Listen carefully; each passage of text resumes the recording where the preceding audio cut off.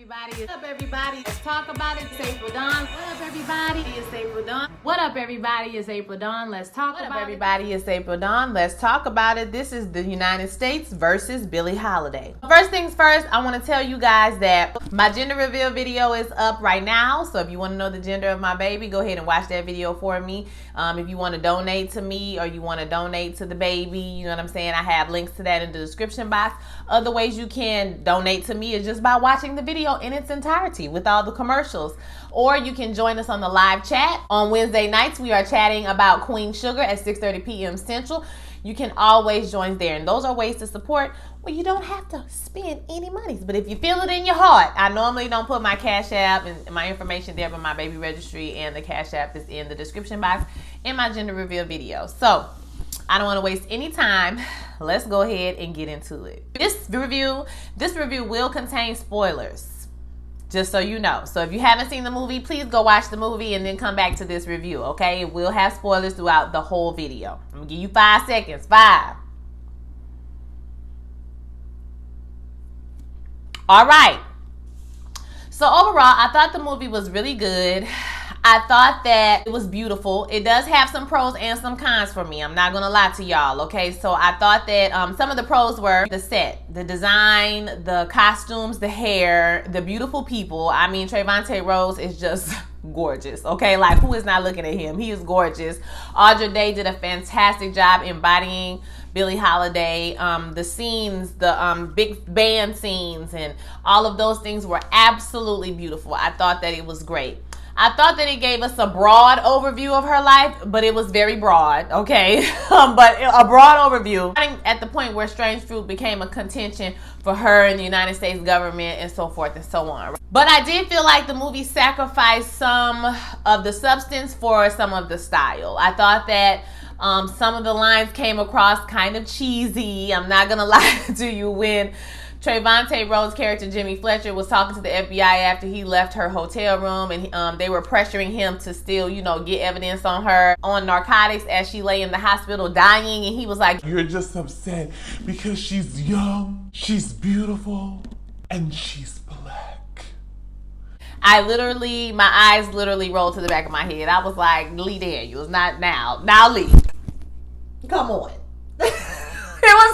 It was funny, y'all. I felt like we jumped into the story and kind of in the middle of everything, since the whole point of the movie is learning about how the government was persecuting her after she sang Strange Fruit. I would have liked to know where did Strange Fruit come from. Like, I had to Google, okay, this Jewish man wrote the song and she started singing the song or whatever. He wrote it as like a protest and she started singing it. How did that happen? I would like to know how that happened. We kind of just plopped us in the middle of a story with no context to what's going on. I also felt like sometimes things were just happening. You know what I'm saying? Things were just happening and like we got no type of interaction. Like when she first meets Jimmy Fletcher, we see that he's coming back to her shows to see her and they keep turning him away. But then one night they're just like, let him in, okay? He comes in and the way they interact with each other is like they already know each other. And I'm like, do they know each other? Like, it's kind of like one of those story things where it's like, wait a minute, are we missing something? It was kind of like that. As far as what's real and what's not, that's to be, who knows? They say that Jimmy Fletcher did pursue her. Lee Daniels maintains that they had fell in love, or he fell in love with her. She wasn't in love with him. Who knows if that's actually true? He does regret what he did, but it doesn't say anywhere that I found that they had an intimate relationship with each other or whatever. So, the way they ended the movie, suck my black ass, I was like, who wrote that? Did she say that? I don't know, y'all. I don't know. Like, I was just like, okay. But overall, I thought it was a good movie, so I'm going to go ahead and get into the spoilers now. So like I said, if you haven't seen it, this is your opportunity again to leave this video and come back later. So we start off the movie kind of like at the end of the movie, towards the end of the movie. She's doing an interview with this man. Y'all know the man from, I can't remember what show he was on, but he was hilarious. The white man, and his wig is giving me everything I needed. Okay, his wig was giving me Elton John, and I was here for it. Like, they're doing an interview about her life, and you know, he's just as bad as everybody else, right? And so they're looking at pictures of who is this man, and this one of these guys was her husband. I think his name was James, if I'm not mistaken. Y'all correct me in the comments if I'm wrong, but she called him Crook. You know, this a crook, another crook, and a soldier. And the soldier is Jimmy Fletcher, who turns out not to be a soldier and actually to be an FBI agent. We see her singing at her shows, and after her show, she seems to be very gracious. She has some fans that come backstage. They want to take a picture of her. You know, she's very gracious. She's very nice to them. She signs autographs. She takes pictures. As a musician myself, I've heard that Billie Holiday was not actually very gracious, but who knows what's true and what's not true. So I ain't going to say that lady was mean. I don't know that lady. Okay, if y'all know some details, like I said, drop it in the comments. Let's talk about it. He goes home. His mama is pissed because she knows that he's lying about where he's been. She said, I know you've been down at that Shaker club. Listen to that devil's music. I know what you're doing. And he's like, I met Billie Holiday. She's like, Oh shit, you met Billie Holiday? Oh wow, that's good. her attitude changed real quick. She found out he met Billie Holiday. You see Billie Holiday at the club. She's like, you know, doing her thing, getting her hair done or whatever. And they didn't really even delve into the bisexuality, that she was a bisexual, but they never really delved into that a lot. We got a little touch, but not a whole lot of that either. So like I said, I feel like they kind of skimmed over everything. We got like this broad overview, but we never really went deep into anything. We find out that Aslinger, her husband, has been sitting with Aslinger, and they kind of like, you know, he the police. I mean, you know, what you expect us to do? Like, we can't kick the police up out of here. The manager tells her no, he doesn't want her to sing that song, and she's like, I want to sing the song, you know, period. Aslinger's sitting out there, they waiting for you to sing the song. I mean, it's not illegal to sing a song. So, you know, I'm sure she's like, I'm going to sing it if I want to sing it. And then her husband tells her no, and he knock her upside the head real quick, or he tell her he going to knock upside the head. I think he actually did knock upside the head. And she was like, she sing what she want. And he told her, bitch, you going to listen to me. Okay, I'm trying to protect you. I was like, this ain't. In Washington, D.C., a group of white men don't have nothing to do but worry about this black woman singing this song. They're talking about how jazz is the devil's music. And back then, during those times, it was referred to as the devil's music. They say they got the husband in the bag, so, you know, they can work with him. And the song is starting to start the civil rights movement, so this is a problem. And they like, well, we can't arrest her for singing the song, but ain't she a drug addict? They like, yeah, she a drug addict. He was like, boom, get on that one. Go after her. So during that time in history, they went considerably harder on black heroin addicts than they went on white heroin addicts. For example, Judy Garland, I think it's Judy Garland. And Judy Garland was also a heroin user, but you know, she was given passes. She was told to go on longer vacations. She was told, you know, hey, we know you're on drugs, but they're not sending people out here to actively sell her drugs, watch her do drugs, and arrest her. So the way they handle white people and black people was considerably different, and we all know why. So her and her bandmate, I think he was a saxophone player, they're doing drugs, you know, that night before the gig gets started. They just languishing, child, just, you know, getting high, baby. High, very high, to the damn sky, to the moon, bitch, okay?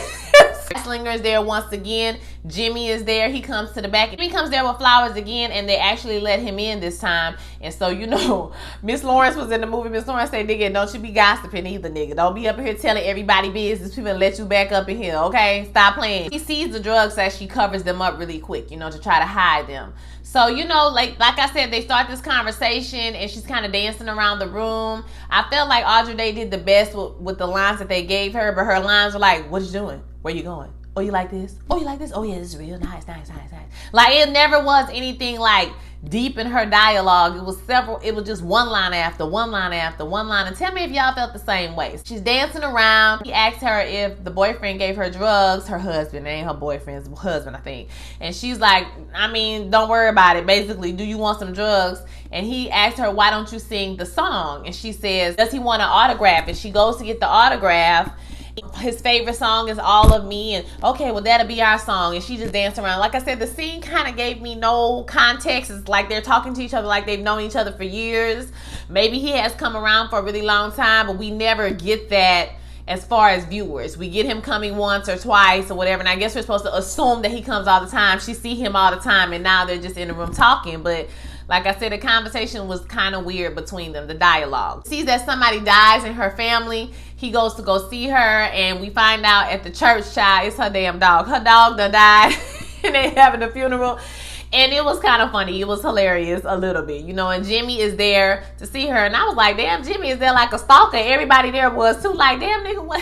You here too? Golly, you ain't got no business. Then we're jumped back into the interview and they're talking about the night with Tallulah Beard. I think her name was Tallulah Beard or something like that. And she was like, no, the manager jumps up like, hell no, we ain't talking about that shit. Okay, I don't know what you talking about. You better shut it down right now. Then we see her and this white woman who is supposed to be her lover, and they're going in the hotel together, right? And so the elevator, they try to get onto the elevator, and the elevator man stops them and is like, hey, you know you can't get on this elevator. She has to go in the back on the service elevator. And so she's very upset about this, and you know, she like gets mad. She throw her cigarette on the black man. The black man was like, hey, look, you know what I'm saying? They hanging us for less down in the South. Like, I'm gonna need for you to chill. Like, don't be up here causing no static, bitch. I got to get my check. I understand what you love. I understand civil rights, girl, but you know what I mean? Like, girl, you got to go to the back, sis. And even Tallulah is like, well, I'll go to the back with you. And she leaves the hotel and she kind of breaks down and cries like, basically, bitch, why I gotta go to the back?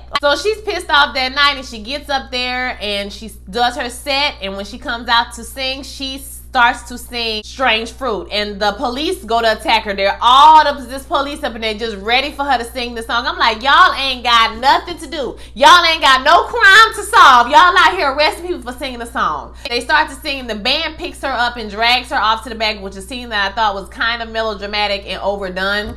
But they drag her to the back and they put her in the car and she drives away. I thought that Miss Lawrence did a fabulous job in this movie. He was really bringing in the comedic moments, and he's really turning out to be a very good actor. And I was 100% here for Miss Lawrence.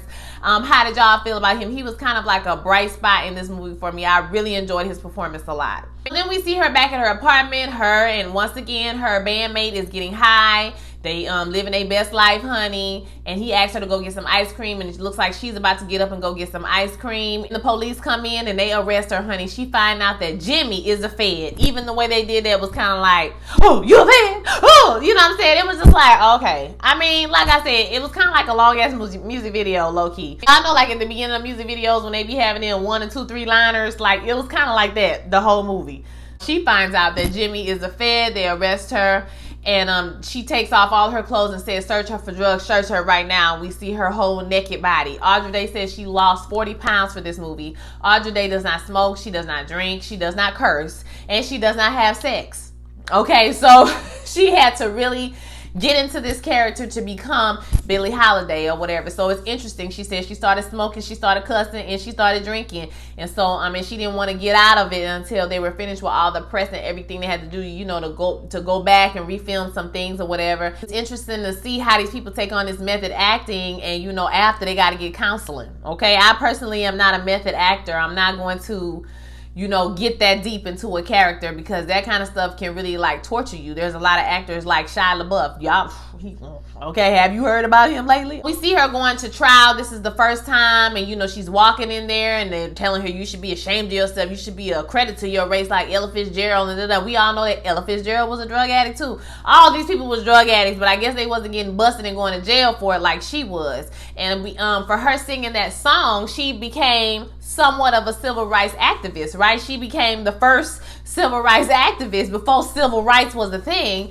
And so now she had no support like a Martin Luther King or the other people around that time when civil rights was a thing. So she's doing this all alone, y'all. So of course she's getting attacked. They're trying to get the source of her drugs, so they say. They want to get the source of, but they don't really care about that. They just want to put her in jail. So she's like, can you just send me to the hospital, because I ain't no snitch bitch. Okay, snitches get stitches, and I ain't got time for that. And so they sentenced her to, instead of jail, they sentenced her to go to the hospital. So her lawyer lied to her manager lied to her, husband lied, everybody lied to her. Everybody lied to her. So she goes to jail for a year. We see that Fletcher is rewarded at his job. He goes, everybody's clapping their hands, you know, they're so happy that he got her, you know, locked up or whatever. And then we see another guy, you know, telling him, man, we on the way up, you know, can't nobody do, you know, like we do. You know what I'm saying? We could go in the hood and pretend to be black people, because they wouldn't send a white agent to do it because they would be conspicuous, right? You want somebody that's inconspicuous. And so the other guy, which is Diana Ross's son, which is pretty interesting, right? That's one of her sons, I think. Isn't that one of her sons? Am I lying? Yeah, that's Diana Ross's son. Yeah, that's one of her sons. He like, man, we could just slide up in that bitch. You know what I'm saying? Nobody won't know that we the police or whatever. So now on the other hand, Jimmy's mom is pissed at him because they're using you. Like, why didn't you tell me you was a pig, nigga? First of all, okay, you could have been working in the mortuary business like us. It did very well for us. You see, we live in large for black people around here, okay, baby? So you could have been doing just like we doing.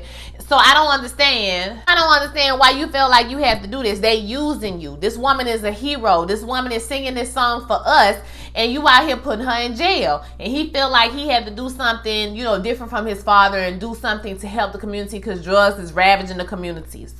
So we see him buying the records, listening to the records, kind of feeling guilty, about what he did. And over the year it passes by, with Billy in jail in the bed and going through withdrawals, getting cleaning up, looking a little bit more weight on her face and everything. He meets up with Miss Lawrence, her assistant. I never got his name, y'all. But basically he gives us the exposition on why Billy is the way that she is. I wish we had got this a different way because they kind of like, we don't know why Billy acts why she acts. We don't know why she a drug addict. So I'll just tell you all about her life while we're sitting here. So we find out that she was R-worded at the name of 10.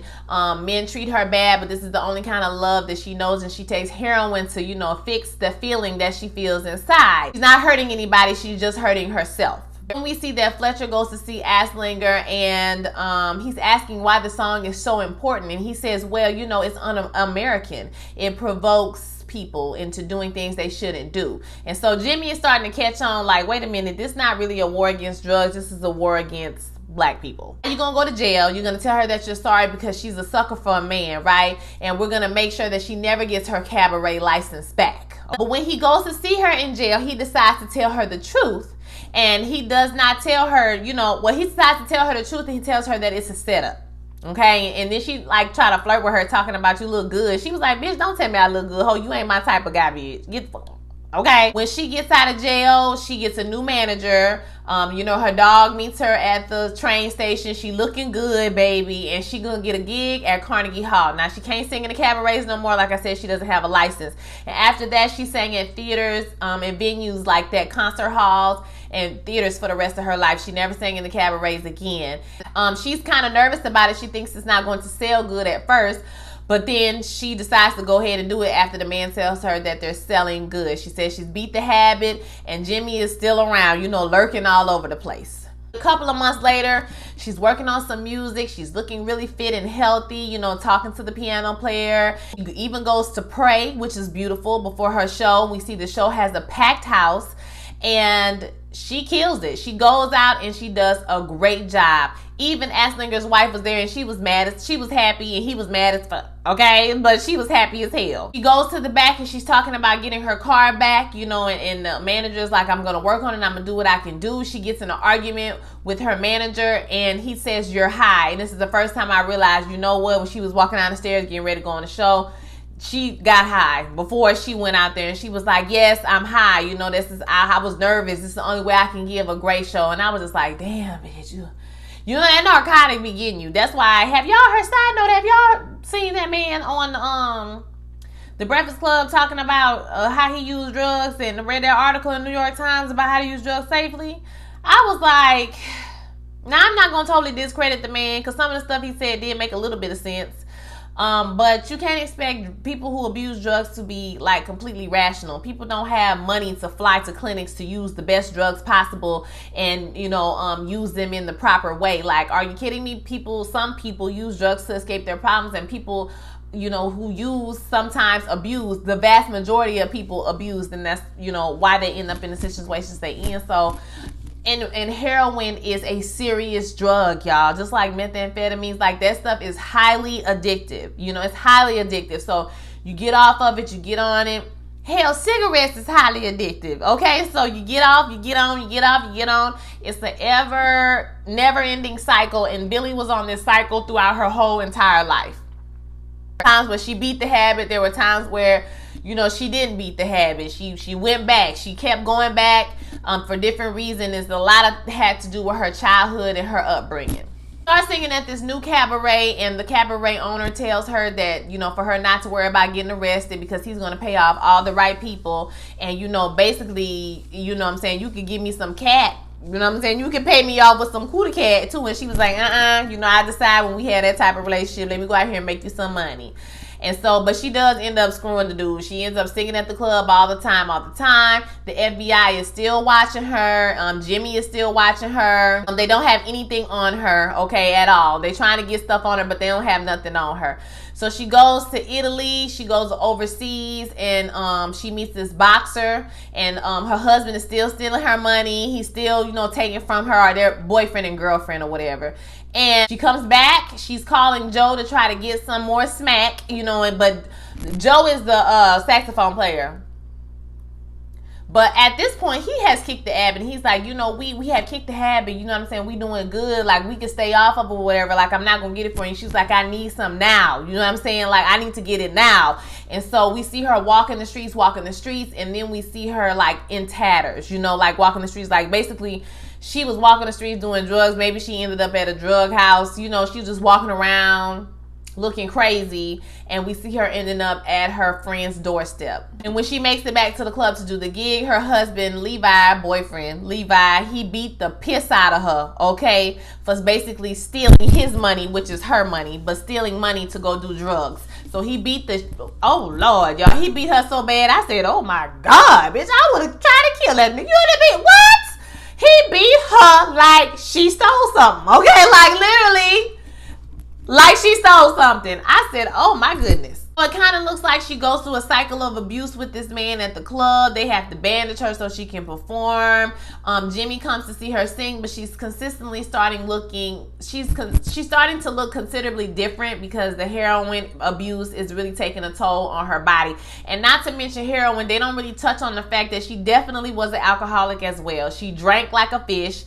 In an interview with Audra Day, I did hear her talk about how, you know, she started drinking because the lady didn't just drink. She drank. She was a fish, okay? So she drank this. Think about how this is abusing your body. She died when she was only 44 years old, y'all. So I am about to be 40 in May. She died 4 years from now. She's dead from cirrhosis of the liver. So imagine the hard drinking life and hard drug life you had to do to die that young. So just put that into perspective. So we see her on this cycle of abuse. Now, I'm not gonna lie, at a certain point in this movie, I kept stopping it because I kept being like, oh my gosh, it's almost over. But the movie was so long, y'all. It was like over 2 hours. I felt like they could have cut some of it out. We got it. She get in these abusive relationships. She gets beat up. She goes through this cycle of abuse. I felt like that could have been touched on in a different way than having them drag that part out. They could have at least, if they was going to make it 2 hours, we could have at least found out about Strange Fruit. What was the song? How did it come about? How did she start singing it? You know, why did the government, how did this first come up on the government's radar? You know what I'm saying? But I felt like they dragged out the sadness, the depressing.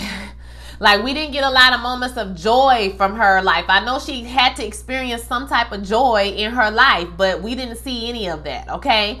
So except for the moments when she was like with the band and they were talking in the back, you know, I know I identify with that to a certain extent because I work in the theater. We often kick it till earlier in the morning, okay? After the show, we go in the dressing room, we drink, we party. We have a good time, okay? Like, we have a good time. Anybody who has ever done a gig with some musicians, a 4-piece, a 5-piece, a 3-piece band, we talk, we kick it, we joke, we clown. Like, it's fun. It's fun. You know what I mean? It's fun. And you do be back there talking shit and laughing and having a good time. So I definitely identify with those moments. And like I said, Ms. Lawrence and the other woman's character, they pulled out a lot of comic moments and gave us moments of lightness because all her lines were like, don't make this your fault.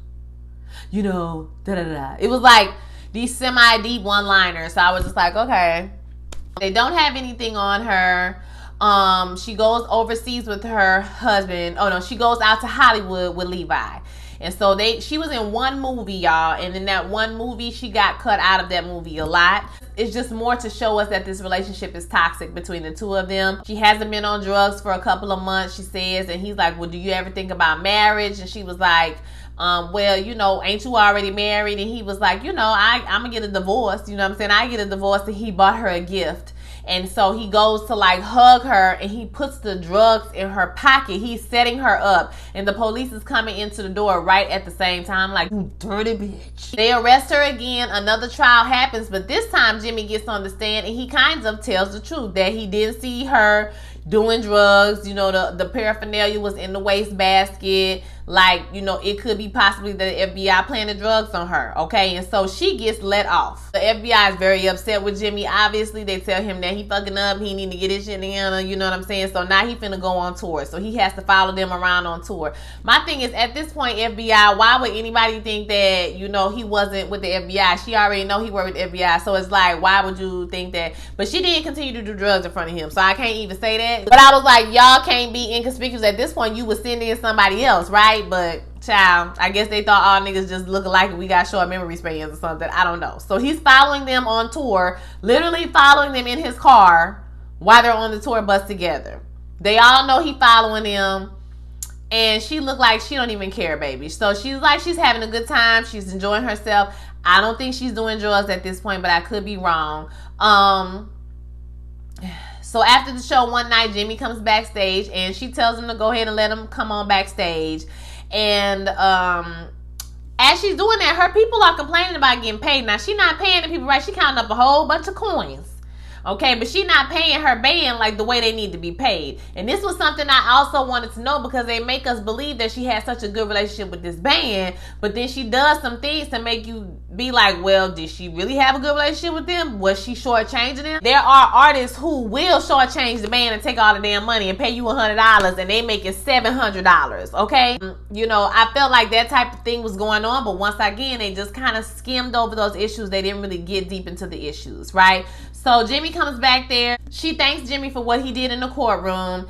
And he said he just here to hang out. You know, the police want him to, you know, tell on her, but he kind of like a double agent at this point. Like, he not about to tell on her. He ain't about to tell them shit. The drug dealer come back there and sell her some drugs. And so he like, so like I said, once again, her people is like, well, bitch, you got money to pay him, but you ain't got no money to pay us. And she basically like, mind your business. Don't worry about what I got. We all about to do these drugs. So get with it. She put everybody out except for the other people who do heroin with her, and they getting high, and they pressure Jimmy into doing it. So Jimmy gets high with them. So now, you know, if I go down, you going down, baby. We all going down. So Jimmy out there doing drugs too, child. And then we get a whole nother exposition with 10-year-old Billy taking Jimmy on kind of like a journey through her past. Her mama worked in a whorehouse. She started working when she was like, they said 6 in the thing, but she didn't look like a 6-year-old was walking him through the house. I teach 6-year-olds, and that little girl wasn't 6 years old, but we gonna say 10. Okay, so she was in the house, and her mama was like, it's time for you to go live with Miss Millie. Miss Millie gonna take care of you. You know what I'm saying? It's time for you to be a woman and do what you need to do to the man to make him feel good. She was like, what you mean? She's like, but you know what I mean. You know, rub on him, caress him, and make him feel good. So her mama put her out there to be a prostitute when she was very young. You know, and I know that she went to jail for that. She got arrested for prostitution. Instead of them saying, damn, it's the 10-year-old, it's the 12-year-old out here being a prostitute, they let's get her some help. They just threw her in jail. So this led to the cycle of her being with abusive men, so forth and so on. So we see another scene that's kind of just thrown in there where they're on the bus again, and Billy gets off the bus in the middle of a cornfield. She's trying to go to the bathroom, but then she hears somebody screaming and wailing. She goes around the corner and she sees that a man has gotten lynched. It's the father of the girls that are crying, and they are wailing, baby. Them little girls did that. They was crying. That was like the best acting in the whole movie when they was crying, because I believe that shit, okay? Everybody was crying in the whole family, and then we go through this beautiful scene, I thought, when she's running into the house. She's kind of like having a breakdown. Jimmy follows her. He tries to hug her. She pushes him away. She runs around the house some more, and, you know, eventually the rest of the crew come in and get her, and they got to bring her out of the house or whatever. She's really affected by this lynching that she sees, and this is kind of the catalyst for her to begin to sing Strange Fruit once again. See that as they're on tour, Jimmy does try to stop her from doing drugs. Somebody comes back there to give drugs. You know, he knocked the drugs out of her hand, and, you know, like I said, she's performing the song once again, and her and Jimmy begin to fall in love with each other. And it was one scene where he took his shirt off, and I was like, oh my God, he is so fine. Oh, Trayvonte looks so good, bitch. Woo! he look good. So they go to the hotel room one night and she ready to get her back banged out, and he like, no, let me make sweet, sweet love to you. And they make sweet, sweet love, and you know, they rowing in the canoe and shit. You know what I'm saying? They just falling in love. It was beautiful. It was black love, you know, and she seemed like she was, you know, happy, and she had never experienced a love like this. So we come to a point in the movie where the bus breaks down, and she gets off the bus and she tells him, in a nutshell, I'm about to leave. Okay. She got her suitcase packed. She like, I'm about to go. You know, I think you need to find a nice girl, because I'm not the girl for you. I do drugs. I be out here doing what I do. Okay. You don't need to be with me. You need to find somebody, you know, that you can be with that's calm and is going to do right by you. And then I think it was her husband or boyfriend comes to pick her up, and she leaves the band on the bus stranded, which is so jacked up. She hasn't paid them like she need to pay them. They don't know how they gonna get back. Who knows where they are, baby? Because people getting lynched, so hopefully they ain't nowhere too deep far in the south. Okay, she just leaves them stranded, which I thought was weird because they projected such a positive relationship between her and the bandmates. Which, so like I'm saying, I just thought it was like, okay, you know what I'm saying? Like, I was like, okay, so she just left everybody. Okay, that's fucked up. And I felt very heartbroken for Jimmy because he seemed to be extremely heartbroken. Like, this was a scene that I actually believed, and I really felt bad for his character. Fletcher goes back to work, and his things are no longer there. And Diana Ross's son character says, well, they want me to take over. They want me to take your place, you know what I'm saying, and pick up where you left off. So he finds out that basically he's been relieved of his assignment, moving him down to administration. Then we see Billie Holiday going on a talk show. She talks about, you know, her struggles that she's had with her drug abuse, you know, so apparently she was kind of out with that whole subject or whatever, and which I thought was kind of cool. Then we see her touring Europe. Now I know in real life she went to Paris and became a big hit, and then she ended up coming back to America, but she tours Europe and also marries the fighter. Remember the fighter that she met?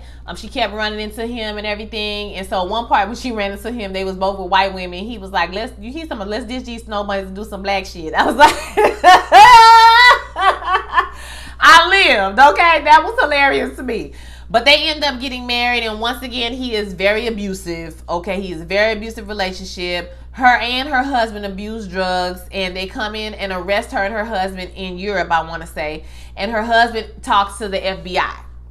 She sings at a club in Chicago, and the FBI is there. Jimmy is there. His new boo is there, and she just looks horrible, y'all. She looked like these drugs are just really taking a toll, and her health is really, you know, getting bad. See, I noticed that her hairline was real, you know, painted on. I'm like, what the hell is going on? But it looks like she's putting shoe polish or something in her hair to make it appear more black, because either the drugs or, you know, maybe she just graying or losing hair or whatever because of everything she's doing. And so, like, she's in the back painting her hair with shoe polish. Jimmy comes back to the back, honey, and they start kissing and they start making out, and then her husband come back there and him and Jimmy get to fighting, honey. They fighting for her honor, honey. And then after, you know, Jimmy beat the brakes off that husband, he was like, well, you can have the bitch.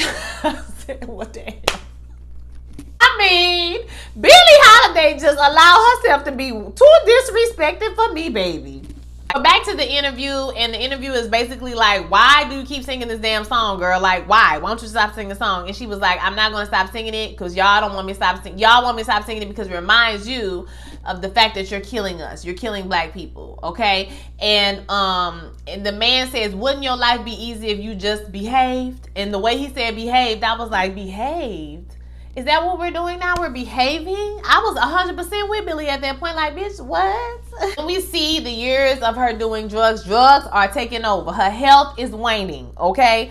And she's doing a recording session with a beautiful orchestra. But, baby, she is falling asleep or she is out of it. She high as in a recording section. Her friend is crying. Like, they know that, like, she's really starting to have problems, right? She starts to have shaky performances. She starts to, you know, pass out. She has, like I said, this black paint in her hair. Oh, no, hold on. She sings a song called I Need Heroin to Live. I was like, girl, they got a song called I Need Heroin to Live? Whoo, child, this is bad. She is still with Jimmy. No, she's still with Oh yeah, she's still with Jimmy at this time. You know, they are still together. He's still with her every step of the way. My thing is, you're with her. I guess you can't control whether she do drugs or not, but it's just like, damn, you know, you're not gonna try to stop her from doing this or whatever. Apparently, Joe died. Her saxophone player, and she wanted to sing at his funeral, but his wife would not allow her to sing at the funeral. She got denied to sing at the funeral, probably because she was one of the reasons why the nigga couldn't get off drugs, because y'all was doing drugs together, and his wife was like, girl, you okay?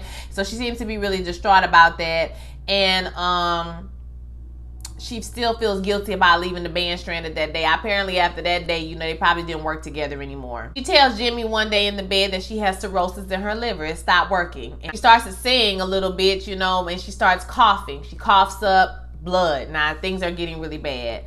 And she goes to the hospital, and Jimmy visits her. He shows her articles about all the good things that people are saying about her, how she's a strong woman and she is civil rights movement and so voice of a generation, so forth and so on. Now, I know in real life she had police guarding her room. They wouldn't let anybody in to see her, but Jimmy Fletcher did try to come and see her. And although he did not see her, that she was pleased to know that he stopped by to see her. When he's in the hospital, she tells him don't blame himself.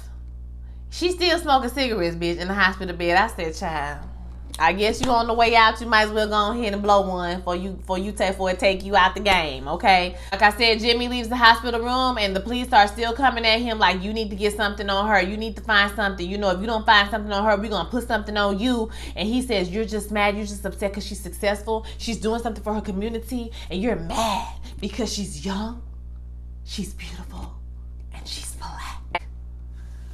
I was like, okay.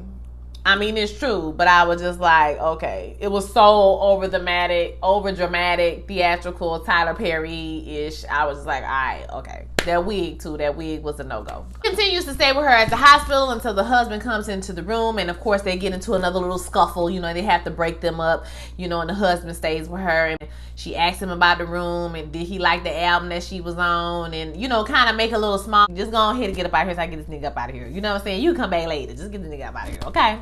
And so he slide out the room, and now she's talking to her husband, who wants her to sign some paperwork.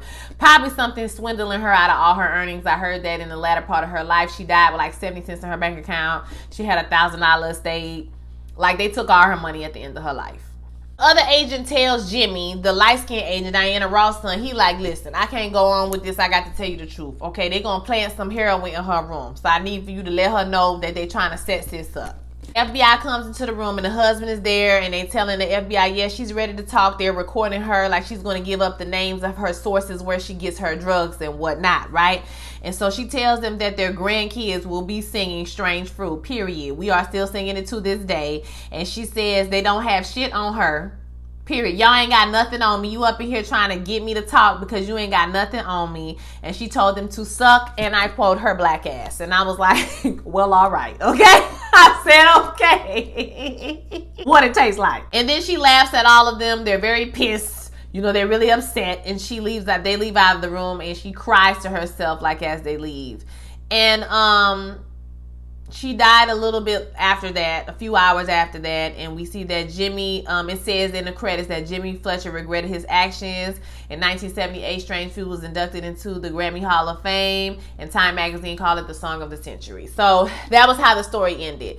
Like I said, it was overall a decent movie, but it gave us a very broad overview. It tapped on a few of the issues, but it never went really deep into anything. And the time they spent giving us all the horror of her bad relationships, I felt like some of that time could have been lent to how the Strange Fruit come about, so forth and so on. The song that was so integral to the rest of the movie was kind of just skipped over. Like I said, a lot of times they just threw us into situations with no context, no type of real character development, which I wish would have happened throughout the story. But overall, I think you should take a look at it. It is long. It's over 2 hours, so prepare your spirit. Just like this long ass review. Okay, prepare your spirit. Like I said, Wednesday night, I want you guys to join me for my Queen Sugar chat. We start at 6:30 p.m. Central, so I hope you're here to hang out with me. I don't know about I don't know about the Equalizer, y'all. It's kind of boring. I'm just gonna be honest with you. I'm gonna hang with it as long as I possibly can, but I can't tell you that I'm gonna give you a detailed review. It might just be like a review and not a detailed review with spoilers, because it's not giving what I needed to give, okay? It's giving me NCIS procedural Law and Order tea. I mean, no likey. So other than that, like my 911 reviews, everything will be up. Like I said, if you want to contribute to the baby and myself, you can go to my gender reveal video. You can find my registry, or you can donate to my Cash App if you would like to. If you would like to donate without paying anything, all you got to do is watch the videos. Just watch the whole video, watch all the commercials, maybe even tap on it. You ain't got to buy nothing, just tap on it so I can get an impression. You know what I'm saying? So all right, I'll holler at y'all in the next video. Don't forget to like, comment, subscribe, and I'll talk to you next time. Peace.